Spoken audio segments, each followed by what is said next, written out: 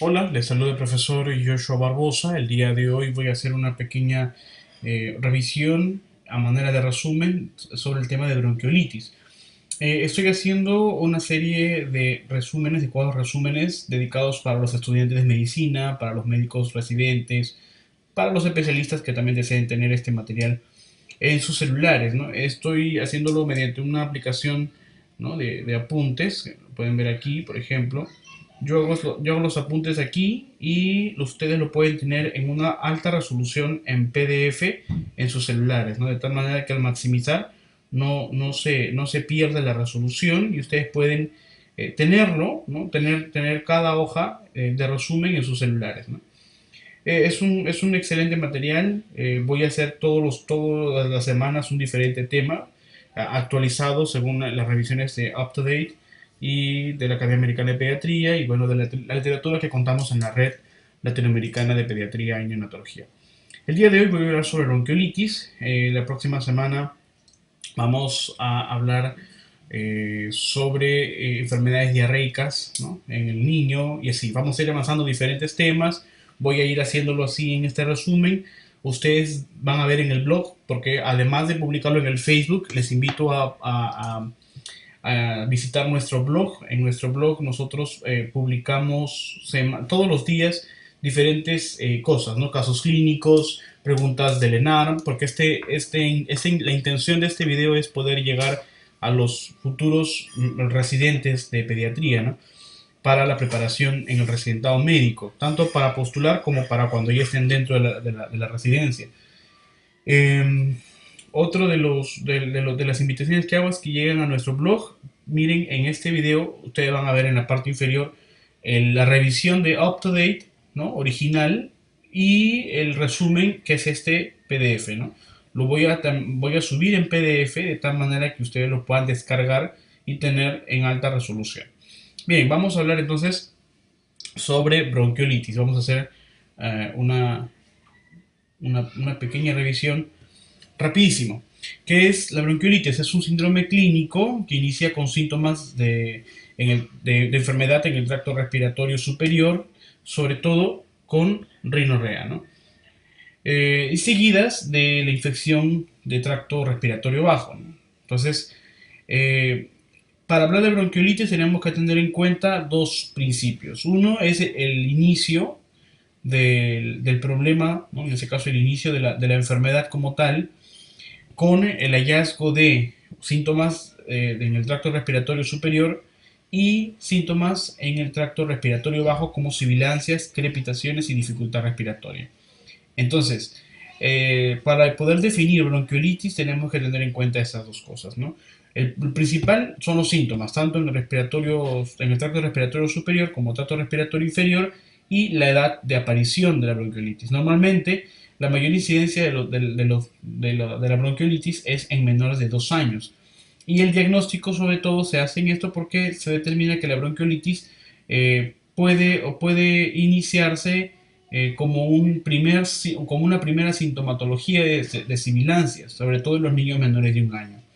Entonces, en definición, la bronquiolitis es una enfermedad, sobre todo viral, puede ser también bacteriana como una coinfección, pero que trata con síntomas del tracto respiratorio superior y que después de 2 días, ¿no? 1 o 2 días puede migrar hacia el tracto respiratorio bajo con presentación de sibilancias y crepitaciones solamente como síntomas aislados. Bien, la bronquiolitis puede ocurrir definitivamente como una infección primaria a través de una inoculación de virus, bacterias, sobre todo virus, vamos a ver más adelante, y reinfección del patógeno viral, o sea, una reinfección viral. Para fines investigativos o de definición, la bronquiolitis también se puede definir como el primer episodio de sibilancias en el menor de 24 meses. ¿No? Eso es para poder tener una edad de corte definitiva y de tal manera que se pueda determinar la incidencia, ¿no? De que se pueda determinar la frecuencia, es decir, que se pueda determinar ciertas características epidemiológicas. Además de este primer episodio, tiene que coincidir hallazgos físicos de infección de las vías respiratorias bajas, ¿no? Pero sobre todo infección viral, es decir, tenemos que tener en cuenta la aparición y el nivel de temperatura del niño. Y además sin otra explicación para sibilancia, ¿no? Entonces para eso, pues acá hay un cuadro, ¿no? Un cuadro de diagnóstico diferencial de un lactante sibilante, ¿no? Donde vamos a poder encontrar, por ejemplo, ciertas patologías en las vías aéreas superiores o patologías obstructivas de las pequeñas vías aéreas que pueden coincidir con sibilancias. Entonces, la bronquiolitis tenemos que tener en cuenta la aparición de sibilancias, la edad, ¿no? Es decir, cuando hablamos de aparición de sibilancias hablamos de infección del tracto respiratorio bajo, pero con un pródromo de infección del tracto superior, ¿no? La Academia Americana de Pediatría define a la bronquiolitis como una constelación de signos o síntomas cuyo elemento prodómico es la infección respiratoria superior y seguida de un esfuerzo respiratorio y sibilancias, ¿no? El trabajo respiratorio aumenta por la infección del tracto respiratorio bajo, ¿no? Sobre todo en el menor de 2 años, pero en el menor de 1 año se puede definir como bronquiolitis en el primer episodio de sibilancias cuando se haya descartado enfermedad o proceso asmático, ¿no? Bien, este cuadro diagnóstico diferencial lo voy a dejar para que ustedes lo puedan tener en cuenta cuáles son los elementos que pueden coincidir con sibilancias en el lactante, ¿no? En el niño menor de 1 año. Bien, por otro lado, para hablar de la patogénesis, tenemos que tener en cuenta que principalmente el virus o la bacteria, ¿no? Sobre todo virus, porque el bronquiolitis es sobre todo una enfermedad viral. Estos virus o bacterias funcionan como un antígeno, ¿no? Invaden el organismo del niño y activan las células epiteliales pulmonares, ¿no? O sea, se inocula a través de la respiración, el antígeno llega a hacer contacto con la célula epitelial pulmonar, esta célula epitelial pulmonar se activa a su vez el mecanismo de defensa inmunológico, como por ejemplo las interleuquinas y el factor de necrosis tumoral alfa, provocando, ¿no?, citotoxicidad, sobre todo con la interleuquina 6, trasudado con el factor de necrosis tumoral alfa y finalmente inflamación, ¿no? Entonces el trasudado, ¿no?, o sea, la salida de líquidos a través del parénquima pulmonar va a provocar aumento de moco, ¿no?, y edema, ¿no? Además, entre las paredes en este caso el epitelio bronquiolar, ¿no? Lo que va a provocar como elemento patológico, ¿no?, o como elemento que provoca ciertas manifestaciones, sobre todo radiológicas, es la atelectasia, ¿no? Entonces, uno de los elementos radiológicos que vamos a ver en el niño con bronquiolitis, cuando es grave o cuando se necesita diferenciar el diagnóstico y se utiliza rayos X, es la atelectasia, ¿no? La inflamación, sobre todo, provoca engrosamiento de la pared bronquiolar y esto sumado a la atelectasia provoca hiperinsuflación, ¿no? Por otro lado, la inflamación y el trasudado provoca obstrucción, lo que genera sibilancias, ¿no? Ahora, las sibilancias, aunado, o sea, bueno, en este caso las sibilancias es una consecuencia de la obstrucción, del edema, ¿no? El edema provoca obstrucción y además de la retención de moco, ¿no? Y el moco provoca mayor constricción, mayor dificultad al pasaje respiratorio, lo que provoca hiperinsuflación, sobre todo cuando se da la inspiración y durante la expiración la retención de oxígeno provoca hiperinsuflación en el parénquima. Esto va a reflejarse como un aumento de la resistencia de la entrada y la salida de aire, ¿no?, lo cual provoca un aumento del consumo de oxígeno, ¿no? Un aumento del consumo de oxígeno, el niño puede volverse taquipneico, lo cual aumenta el consumo y aumenta también el trabajo respiratorio, ¿no? Entonces, cuando aumenta el consumo de oxígeno a expensas de una baja en la captación del mismo, ¿no?, porque el niño al respirar de manera aumentada, o sea, una taquipnea, además con una hiperinsuflación y con retención o con estrechamiento o con dificultad para la expiración, va a haber un menor aporte de oxígeno. Por lo tanto, aunado al consumo, provoca una menor saturación de oxígeno, es decir, disminuye también las tasas de presión arterial de oxígeno, ¿no? Eso con el aumento del trabajo respiratorio provoca también un aumento de la frecuencia respiratoria, ¿no?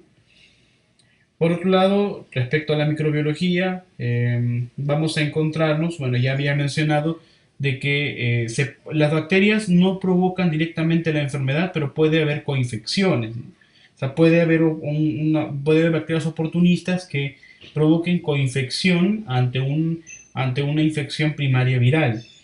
Las características esenciales respecto a la microbiología es de que el virus respiratorio sincitial es el principal agente seguido del rinovirus, ¿no?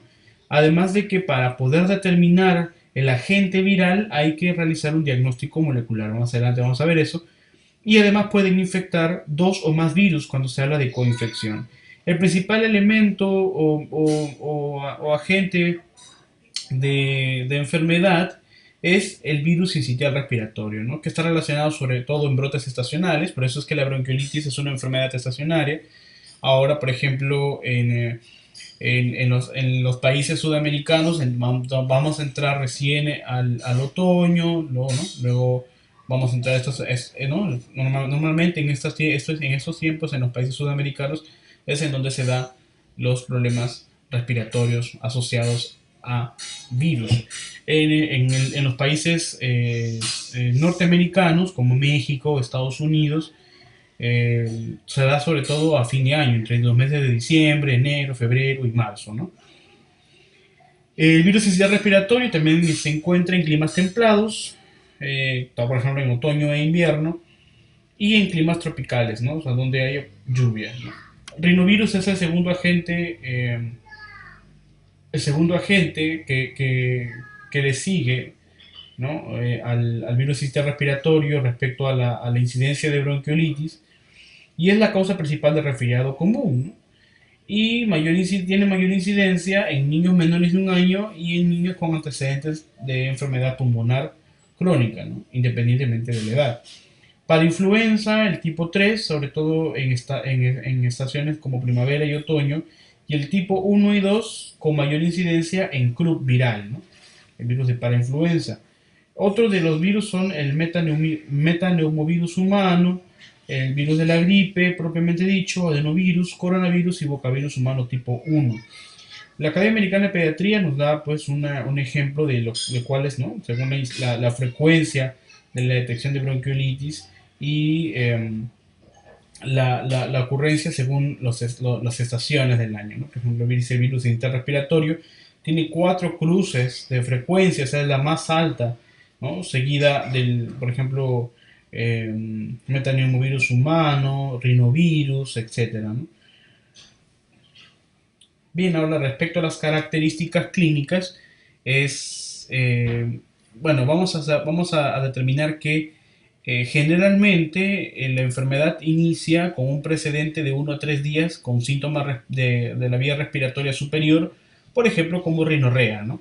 O sea, entonces, en este caso, el padre va a referir que todo empezó como una gripe, ¿no? El niño empezó a moquear, tenía moquitos, tenía el fasteo, o sea, tenía rinorrea, tenía dificultad para respirar y empezó. Bueno, ahora viene, por ejemplo, en el 6.º día de enfermedad, después de haberlo tratado solamente en casa, y el niño ya viene presentando fiebre y dificultad respiratoria, ¿no? Ahora, nosotros cómo vamos a poder ver, por ejemplo, o evaluar la dificultad respiratoria, sobre todo en el menor de un año, que es mucho más visible o mucho más marcada la dificultad respiratoria o el aumento del trabajo respiratorio. Por ejemplo, el aumento de la frecuencia respiratoria, podemos encontrar retracción intercostal, podemos encontrar sibilancias y crepitantes, aleteo nasal y cianosis, ¿no? No significa que vamos a encontrarlas todas, y tampoco si tenemos nosotros, por ejemplo, un cuadro, por ejemplo, podemos utilizar un Silverman o podemos utilizar un cuadro de Von Daines modificado para poder evaluar el trabajo respiratorio, ¿no? Ahora, dentro de las características clínicas generales, es importante también determinar que la duración de la enfermedad, ¿no? O sea, porque normalmente entre el precedente, que es de 1 a 3 días con enfermedades respiratorias del tracto superior, seguida de las enfermedades propiamente dichas de la vía aérea baja, dura aproximadamente entre 1 y 7 días, ¿no? Todo ese proceso, ¿no? Mientras que la recuperación puede darse incluso entre los 7 hasta 15 días de recuperación total. Pero la duración de la enfermedad está en función de los factores de riesgo, ¿no? Que pueden además comprometer al niño y provocar otros problemas que subyacen a la bronquiolitis, ¿no? ¿Cuáles son los niños con alto riesgo susceptibles de presentar una bronquiolitis grave? O sea, con el cual el cuadro se pueda agravar. Por ejemplo, en niños menores de 6 semanas de edad, en pacientes con malformaciones congénitas o trastornos neurológicos, ¿no? O sea, en niños menores de 6 semanas de edad por el alto riesgo de infección, ¿no? En pacientes con malformaciones congénitas o trastornos neurológicos por la falta de identificación de signos o síntomas, sobre todo por el reflejo de oxígeno, ¿no? Por la dificultad para expresar o por o que puede abiertamente puede haber algún problema respecto al movimiento respiratorio, puede identificar dificultad respiratoria en el niño con problemas neurológicos es difícil, ¿no? Por la falta de uso de los músculos respiratorios y por la falta de evidencia de la musculatura, sobre todo la rotación intercostal, etcétera, ¿no?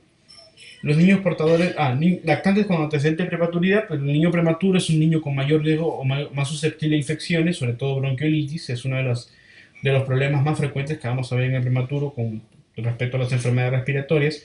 Niños portadores de cardiopatías, o sea, niños que ya tienen problemas para una adecuada perfusión de oxígeno, ¿no? Una adecuada perfusión tisular.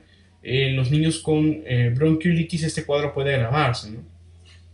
Pacientes con displasia broncopulmonar, o sea, pacientes con problemas anatómicos estructurales de la vía aérea, fibrosis quística o procesos pulmonares crónicos, tienen sobre todo una mayor incidencia y por ende una mayor duración de la enfermedad, ¿no?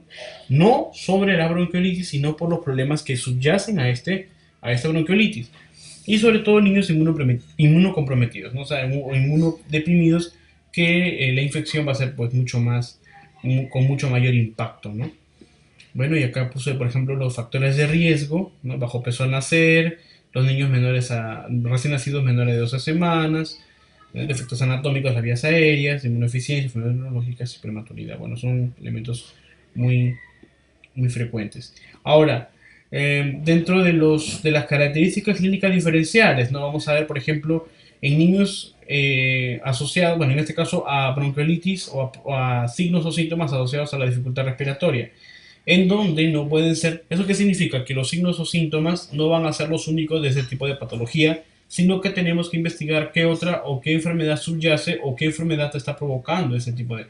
Recordemos de que la dificultad respiratoria no es propiamente de la bronquiolitis, ¿no? La dificultad respiratoria o el aumento del trabajo respiratorio es una continuidad, una consecuencia de diversos elementos que tiene el niño que está provocando esta dificultad, ¿no? Por ejemplo, la obstrucción, el edema, una incapacidad para expulsar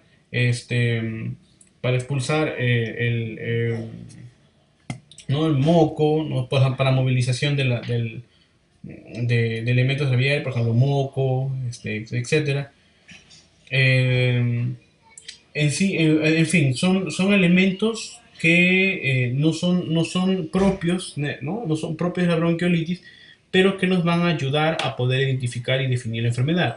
Recordemos que si el niño con signos o síntomas clínicos, ¿no? Con un pródromo de vías respiratorias altas, seguido de dificultad respiratoria, con presencia o no de fiebre y en la edad, y sobre todo en una zona endémica o en una estación que propicia para la enfermedad, entonces el diagnóstico se da. Y sobre todo si es que es uno de los primeros cuadros y sibilancias, ¿no? O sea, en la bronquiolitis, el elemento principal para poder determinar el diagnóstico es la aparición de sibilancias. Si un niño menor de 2 años tiene sibilancias por primera vez y figura en la historia clínica que no tuvo otro proceso de sibilancias y además no se le asocia a asma y además tiene los síntomas con la misma forma y de presentación, entonces se puede definir como bronquiolitis. Bien, dentro de las características diferenciales, por ejemplo, a problemas asociados a la obstrucción, como por ejemplo, recordemos que el exudado inflamatorio provoca edema y esto está relacionado con la inflamación del epitelio respiratorio de vías superiores e inferiores que provoca obstrucción del bronquio pequeño y medio y del bronquiolo, ¿no? Pero, ojo, estos problemas no son propios de bronquiolitis. Por ejemplo, puede haber una infección eh, localizada de los bronquios o bronquiolos, sobre todo asociados a antígenos, ¿no? En este caso, a alergenos, que empieza como una bronquiolitis, pero que una inadecuada identificación en el menor de 2 años, una adecuada identificación de los factores relacionados a esta aparición de síntomas que están asociados a la bronquiolitis, si no hace una adecuada identificación, posteriormente puede progresar a un proceso asmático relacionado a alergias, ¿no? Entonces, otro de las características diferenciales es asociadas a infecciones virales, donde cómo vamos a identificar, por ejemplo, que hay, no, en este caso histológicamente o clínicamente, que vamos a identificar infecciones virales. Cuando hay mucha presencia de moco, cuando hay edema en el parénquima y además cuando histológicamente se determina necrosis del epitelio bronquiolar y la temperatura, ¿no? Normalmente en los niños menores de 1 año la temperatura no es tan alta cuando se trata de infecciones virales, ¿no? Vamos a ver más adelante. Y sobre todo asociadas con el atrapamiento aéreo, ¿no? En sitios parciales de obstrucción que provoca un mecanismo valvular, o sea, un síndrome valvular, ¿no? En donde va a haber atrapamiento aéreo en una cavidad, entre una cavidad y otra, en este caso, por ejemplo, entre un parénquima y otro. Ahora, cuando se da la inspiración, o sea, la presión intrapleural es negativa, ¿no? De tal manera que pueda determinar la expansión de la pleura y del pulmón por la expansión de la caja torácica. Cuando se da la inspiración, estas áreas de que están obstruidas pueden llenar sus espacios con aire, está provocando una obstrucción parcial. Pero por otro lado, durante la expiración, el diámetro de luz bronquiolar disminuye, aumentando el aire retenido y provocando zonas de hiperinsuflación, que en este caso, sumado con la dificultad para la inspiración por las zonas de obstrucción parcial y porque quedaron zonas de obstrucción parcial durante la inspiración, provoca atelectasia, ¿no? Entonces, este cuadro nosotros lo vamos a poder observar cuando hacemos el examen clínico en el paciente. Un niño con trabajo respiratorio, o sea, un trabajo respiratorio aumentado, o sea, dificultad respiratoria moderada, no grave, sino moderada. Un niño con respiración superficial, con aleteo nasal y con los síntomas clínicos respiratorios de la vía aérea baja, ¿no? Entonces, en estos niños vamos a nosotros poder identificar atelectasias cuando solicitamos rayos X, ¿no?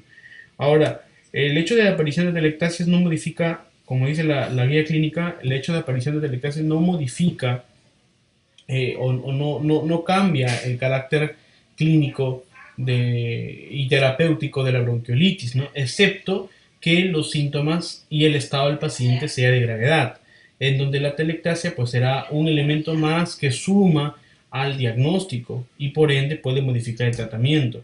Pero cuando los signos o síntomas son de gravedad, cuando identificamos, vamos a ver más adelante, pero cuando identificamos que los signos o síntomas son de gravedad, cuando el niño, por ejemplo, ya no es un niño que está alerta o que está ansioso por el problema, sino es un niño más letárgico, ¿no? Un niño con mucha dificultad para respirar, un niño que no responde al estímulo, etcétera, ¿no? O sea, ya es un problema mayor, ¿no? Las complicaciones principales es la deshidratación, relacionado sobre todo al aumento de necesidades de líquidos, a la disminución de la ingesta oral y a los vómitos. Otra de las complicaciones, la neumonía por aspiración. Bueno, es propio en los niños menores de 1 año, sobre todo los niños menores de 6 meses que pueden llegar a tener infecciones virales. Apnea en los niños menores, ¿no? Los recién nacidos prematuros menores de 36 semanas. Está relacionado sobre todo con los factores de riesgo, como le dije, ¿no? Prematuridad, niños menores de 36 semanas, sobre todo en ellos, y en niños menores de la segunda semana de vida, ¿no? Es un factor de riesgo hasta la primera, desde el nacimiento hasta la segunda semana de vida, es un factor de riesgo cuando hay niños que nacen en lugares en donde pueda haber contagio de virus y por ende provocar bronquiolitis, ¿no? En esa primera semana puede el niño contagiarse y puede provocar enfermedad. Bien, insuficiencia respiratoria es una de las complicaciones más potencialmente peligrosas en el niño, sobre todo porque se asocia a la utilización de ventilación mecánica, además de los problemas que subyacen a la insuficiencia respiratoria, que son sobre todo incapacitantes. El apnea y la insuficiencia respiratoria son los elementos principales para determinar la utilización de ventilación mecánica, ¿no? Infección bacteriana secundaria, bueno, no es una complicación grave, pero sí puede provocar otros problemas, por ejemplo, neumonía, ¿no? Bien, ahora respecto a las características radiográficas, es importante que la solicitud de radiografía está justificado solamente en los lactantes de riesgo y lactantes con dificultad respiratoria grave. Miren acá, por ejemplo, el Word Downs, modificada por Ferres para poder identificar una dificultad respiratoria. Pueden utilizar también el test de Silverman y Anderson, pero el test de Word Downs es utilizado en Europa y es muy aplicable. También lo recomienda la revisión de Optodale. Desde mencionaba de que la solicitud de radiografías debe estar justificado, hay que tener en cuenta esto. ¿Por qué? Porque para determinar el diagnóstico por radiografías no está mencionada en la guía clínica de la Academia Americana de Pediatría, ¿no? O sea, no significa, dice que no te, el diagnóstico es sobre todo clínico, relacionado con los síntomas, la aparición de la enfermedad y la forma en cómo se da la enfermedad. La radiografía no está justificado un uso rutinario, ¿no? Por costo, por maltrato, por muchos aspectos, ¿no? Además, cuando hay un retraso, por ejemplo, en la evolución clínica del paciente, cuando el niño pasa más de 7 días y no se ha recuperado, incluso se nota empeoramiento, podemos solicitar radiografía. Y además se utiliza normalmente radiografías cuando estamos pensando en un diagnóstico diferencial sugerente, por ejemplo, sobre todo asociados a neumonías, no asma, sino neumonía, eh, o problemas respiratorios más graves, ¿no? O sea, sobre todo con aparición de fiebre o con una dificultad respiratoria grave. Entonces, ¿cuáles son las características radiográficas? Como lo pueden ver en la imagen señalado, podemos encontrar áreas de atelectasia irregular, podemos encontrar áreas de engrosamiento peribronquial más hiperinsuflación, o podemos encontrar también áreas de consolidación segmentaria más infiltrados alveolares, tal y como lo señala la, la radiografía. Bien, ahora vamos a pasar a la evaluación, o sea, vamos a ver la historia clínica propiamente dicha. Para tener en cuenta la historia clínica debemos considerar sobre todo la duración de los síntomas, los signos o síntomas que preceden al cuadro, ¿no? Pues normalmente se presenta como un cuadro catarral, o sea, como un cuadro de infección respiratoria en la vía aérea superior. Y además tenemos que tener en cuenta la evaluación de la sintomatología actual, ¿no? La comparación con los datos. El signo y síntoma más común, además de la rinorrea, que fue durante los 3 primeros días, se asume, es la fiebre, ¿no? Pero la fiebre siempre es menor a 38.3 grados centígrados. Fiebres mayores de 38.3 debe descartarse coinfección bacteriana o también otros problemas, ¿no? Pero también debemos siempre evaluar el grado de trabajo respiratorio mediante la evaluación de la dificultad respiratoria. Si nosotros hallamos aleteo nasal, ya no vamos a pensar en un trabajo respiratorio solamente aumentado, ¿no? Sino vamos a pensar en dificultad respiratoria. Si encontramos una retracción intercostal, porque podemos encontrar en estos niños con cuadros catarrales nada más, vamos a encontrar, por ejemplo, una taquipnea. El niño no respira por la nariz, pero respira por la boca y respira más rápido, ¿no? Vamos a encontrar tos. Bueno, cuando hablamos de dificultad respiratoria, tenemos que tener en cuenta que la aparición de uno de los síntomas, por ejemplo, como la cianosis, como la retracción intercostal, como el aleteo nasal o el quejido inspiratorio o expiratorio, ya indica dificultad respiratoria moderada y tenemos que empezar a evaluar, ¿no? Si la dificultad respiratoria es moderada o grave, sí se puede solicitar radiografía solamente para descartar, no para guiar el tratamiento, sino para descartar alguna otra patología subyacente, ¿no? Tenemos que también tener en cuenta los criterios de riesgo de bronquiolitis, ¿no? Los criterios de riesgo de bronquiolitis, por ejemplo, en niños menores con saturación menor a 94, son niños de alto riesgo de bronquiolitis grave, apariencia tóxica, frecuencia respiratoria mayor a 70, atelectasias en la radiografía, son niños con tendencia a la bronquiolitis grave o la mala tolerancia alimentaria, ¿no? Sobre todo uno de las complicaciones frecuentes que se ve es la deshidratación, ¿no? Relacionado sobre todo a la falta de ingesta o la mala tolerancia, ¿no? O la intolerancia incluso. Bien, dentro del examen físico, los hallazgos característicos, la taquipnea, restricciones intercostales, cuando hay dificultad respiratoria, sibilancias respiratorias y tos, ¿no? Hablamos de un examen físico respiratorio, ¿ok?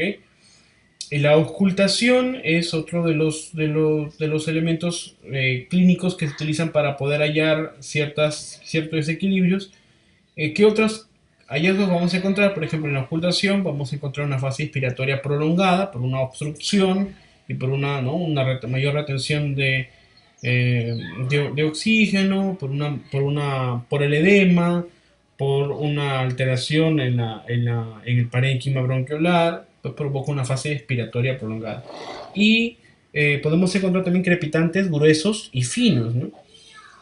Los hallazgos diferenciales, o sea, hallazgos que nos pueden ayudar a encontrar el diagnóstico o a determinar el diagnóstico o encontrar otros diagnósticos, por ejemplo, un tórax hiperexpandido con aumento del perímetro, ¿no? Del diámetro antero-posterior, un tórax hiperresonante a la percusión e hipoxemia, ¿no?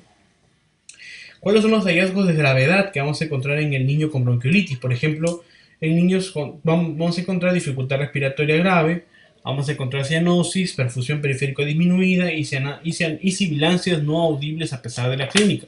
Esto es un criterio muy grave. Cuando, a pesar de la clínica, o sea, a pesar de la dificultad respiratoria, a pesar de que estamos teniendo, por ejemplo, un tórax hiperresonante, un tórax hiperexpandido, hay hipoxemia, cianosis, o sea, hay todos los cuadros, pero no se escuchan sibilancias, es muy probable de que las vías respiratorias ya estén estrechas y además haya un agotamiento muscular, ¿no? Y por eso es que el niño no tiene fuerza para la expiración y por eso no hay, tanto para la inspiración como la expiración, y por eso no hay sibilancias, ¿no? Bien, ahora respecto a la solicitud radiográfica, pues, hay dos elementos que no van a permitir, no solamente el grado de dificultad respiratoria, ni la edad, ni otros factores de riesgo asociados, ¿no? Sino también, por ejemplo, en niños con infección bacteriana secundaria que tienen temperaturas mayores a 38 grados centígrados y son menores de 28 días o mayores entre 28 y menores de 90 días, ¿no? Se les debe de pedir radiografía cuando la temperatura es mayor de 38, ¿no? Para descartar sobre todo neumonía. Las complicaciones, por ejemplo, un curso inusual o prolongado, o sea, mayor a 7 días de enfermedad, ya hay que pensar en otro diagnóstico, ¿no? Y solicitar radiografía. Bien. Ahora, respecto al diagnóstico clínico, ya le mencionaba las características de las enfermedades del tracto respiratorio superior, más el esfuerzo respiratorio, más sibilancias, nos da a entender, bueno, a eso más aunado la edad, mencionaba la Academia Americana de Pediatría que si en el menor de un año el primer episodio de sibilancias es bronquiolitis, ¿no? Eso es lo que define la Academia Americana de Pediatría. En UpToDate dicen que, bueno, en este caso la definición es diferente, un poco diferente, ¿no? No es la primera aparición en el menor de un año, sino que en el menor de 24 meses, o sea, en el menor de 2 años, el primer episodio de sibilancias, cuando en el hallazgo clínico esas sibilancias no tienen implicancia con otro tipo de enfermedades, ¿no? Sobre todo el asma. Bien, uno de los elementos clínicos para el diagnóstico es la pulsioximetría, no es definitiva, pero nos puede ayudar a determinar la dificultad respiratoria y el impacto de la enfermedad en el paciente, ¿no? Y bueno, dentro del diagnóstico clínico, la etiología viral, que no se hace de manera rutinaria, pero es importante conocerla. ¿Cuáles son las estrategias para la etiología viral? Por ejemplo, PCR, antígenos moleculares y la inmunofluorescencia, ¿no? Ahora, hay pruebas inespecíficas que se utilizan en el diagnóstico, sobre todo cuando la clínica es moderada o grave, que no son específicas de la bronquiolitis, pero que se solicitan para poder determinar la aparición de otras enfermedades, sobre todo infecciosas, ¿no? Por ejemplo, el hemograma, ¿no? o el estudio de la bioquímica sanguínea, rayos X y análisis de gasometría arterial, ¿no? Respecto al diagnóstico diferencial, vamos a tener, por ejemplo, sibilancias recurrentes virales, ¿no? Neumonía bacteriana, o sea, descartar sibilancias recurrentes virales, sobre todo si no es la primera presentación de la enfermedad en el menor de un año o en el menor de 2 años, o en el hallazgo clínico encontramos otras patologías no solamente asociadas a la sibilancia, sino también que las sibilancias son el resultado de otros problemas, ¿no? Por ejemplo, sobre todo displasia broncopulmonar, etcétera. Enfermedad pulmonar crónica, también sobre todo en el menor de 3 años. Aspiración de cuerpos extraños en el menor de 2 años que ya camina. Es uno de los diagnósticos diferenciales más frecuentes incluso. Niños con cardiopatías congénitas y niños con neumonía por aspiración. El manejo, algo de los aspectos muy importantes que tenemos que tener en cuenta. El manejo de la bronquiolitis grave y no grave, ¿no? La bronquiolitis grave y no grave se separa sobre todo por la dificultad respiratoria, ¿no? La dificultad respiratoria moderada es una bronquiolitis no grave, ¿no? Y la dificultad respiratoria grave es una bronquiolitis grave, ¿no? Y ahí viene todo el tratamiento, ¿no? En la bronquiolitis no grave se da una orientación anticipada, además de un seguimiento, ¿no? En la bronquiolitis no grave, la orientación anticipada, por ejemplo, trata sobre el reconocimiento de signos o síntomas y duración de la enfermedad por parte de los padres, técnica de aspiración nasal por parte de los padres, lo mismo que el control de ingesta y eliminación de líquidos, y evitar de congestionantes en menores de 2 años y el litusígeno, ¿no? Que ya no se utilizan. Además, citarlos a los niños a las 24 horas, ¿no? Para una siguiente consulta o si presenta criterios de gravedad, ¿no? Y además, prevención de infección respiratoria, ¿no? O sea, hacer una adecuada educación al paciente, ¿no?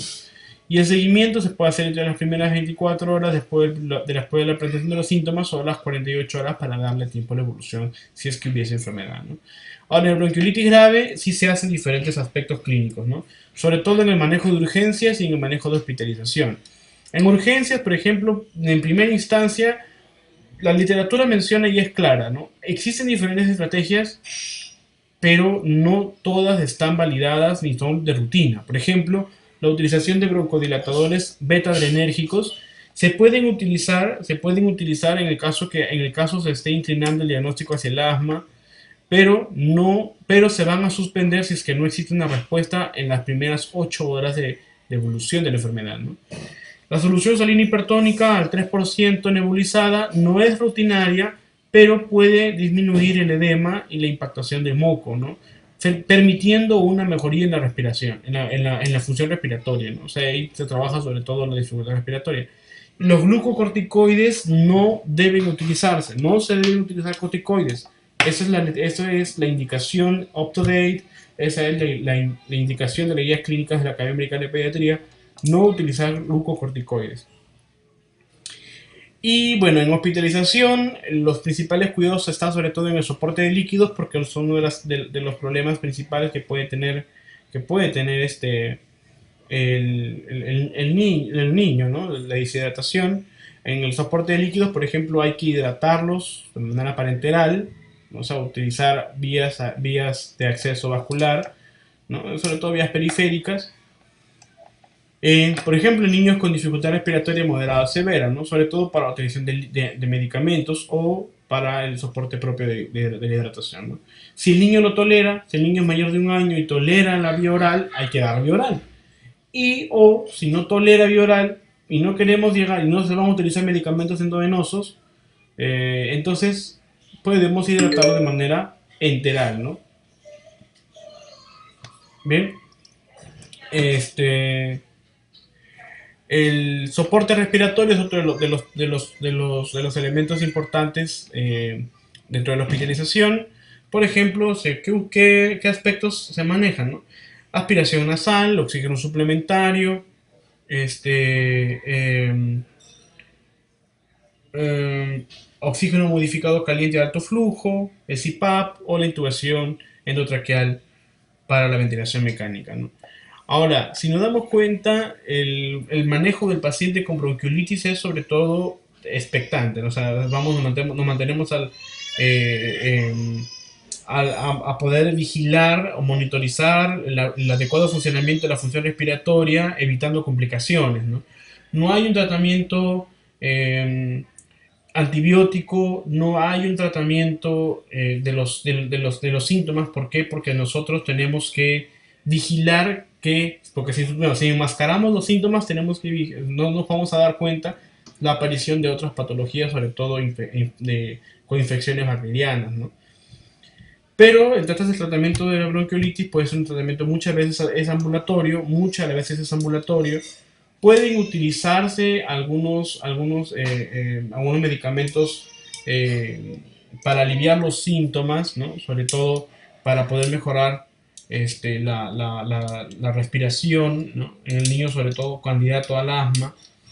En fin, la principal recomendación en el niño con bronquiolitis, en el menor de 2 años, en el menor de 1 año, que presenta dificultad para la respiración, pero que no tiene una dificultad respiratoria o tiene un trabajo respiratorio, pues que pueda suplir las necesidades sin disminuir la saturación de oxígeno, o sea, si es que la saturación de oxígeno se mantiene siempre por encima de 90-92 hacia arriba, pero tiene dificultad respiratoria, por ejemplo, asociada sobre todo a rinorrea, etcétera.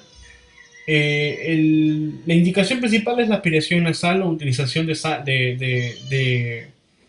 solución salina en chisguete o en Sprite para hacer lavados de la vía aérea, ¿no? En este caso de la cavidad nasal, ¿no? ¿Por qué? Porque es sobre todo poder manejar los signos o síntomas inmediatos, ¿no? No se debe enmascarar con antitusígenos o con descongestionantes propios, sobre todo en el menor de 2 años, no, porque el niño puede tener algún riesgo de coinfección. Entonces es mejor esperar, mantener, ¿no? una vigilancia estrecha, hidratar al niño, hacer lavados o hacer aspiraciones nasales o hacer un lavado nasal con chisguete, ¿no? Y con un adecuado manejo, bajo vigilancia estrecha. En clínica, o sea, en el hospital, pueden utilizarse broncodilatadores o soluciones hipertónicas nebulizadas, pero que no son rutinarias. Y bien, los criterios de alta son, por ejemplo, una frecuencia respiratoria adecuada para la edad, en el menor de 6 meses, en el menor de 12 meses, en el mayor de 12 meses, una ventilación al aire ambiente adecuado, una ingesta oral adecuada y la educación a la familia, ¿no? Si es que esos son los elementos de alta. Bien, espero que les haya gustado esta pequeña revisión. Recuerden que pueden descargar el PDF en alta definición para que lo tengan en sus celulares. Voy a seguir haciendo estos resúmenes. Espero sus comentarios en el blog. Espero sus comentarios en Facebook, si lo están viendo por Facebook, si lo están viendo en el blog. Y los invito a seguir estos videos. Bien, muchísimas gracias y les pide el profesor Joshua Barbosa.